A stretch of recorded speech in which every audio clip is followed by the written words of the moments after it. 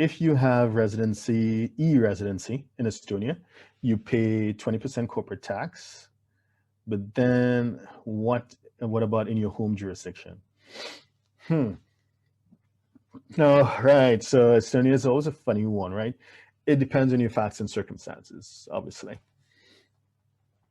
If it is, most people that you would speak to who have the e-residency and have an Estonian company, they don't necessarily live in Estonia full time. So then you lead yourself to that question, well, where are you? If you're not in Estonia, where are you? And you need to understand that, because remember, management and control, minded management, if the place of effective management, remember we discussed that a bit earlier. So where are you running that company? Where are you running that Estonian company? If you're running that Estonian company from Bali, for example, then Indonesia reserves the right to tax that company as if it were an Indonesian company. If you're sitting in Malaysia and running that company, even though Malaysia is territorial tax, and you may think to yourself, oh, I'm going to go chill in Penang or whatever, Langkawi, I'm going to run my company from there. Okay, I understand that.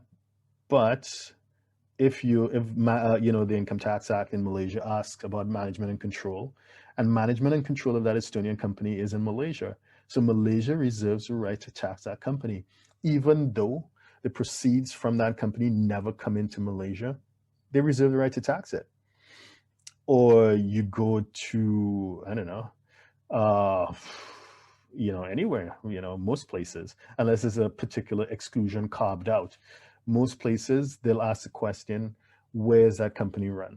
And from many people that we would meet, they're entrepreneurs. So, or even though they may have employees, they don't really have employees. They call them employees, but they're independent contractors, right? So you have people that work for you, but they're not your employee, because there's no contract for employment valid under the local legislation. So that's what you have. So basically, chances are it's you alone in this Estonian company, and you have no what we call substance in Estonia. There's no economic substance in Estonia. So therefore, to make the argument that it is just an Estonian company becomes tenuous, if not impossible. So to answer your question, I'm sorry for being so long-winded to answer your question.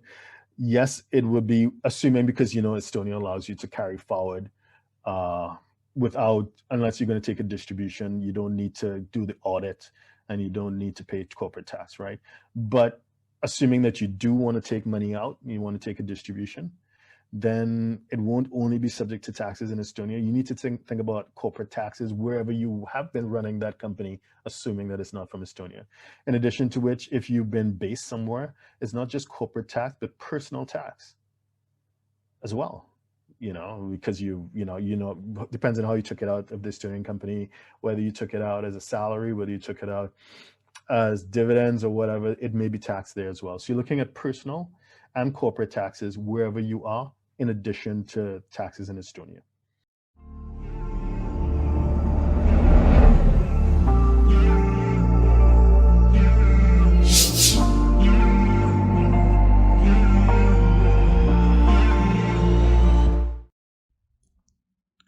Please subscribe, like, share, and comment below.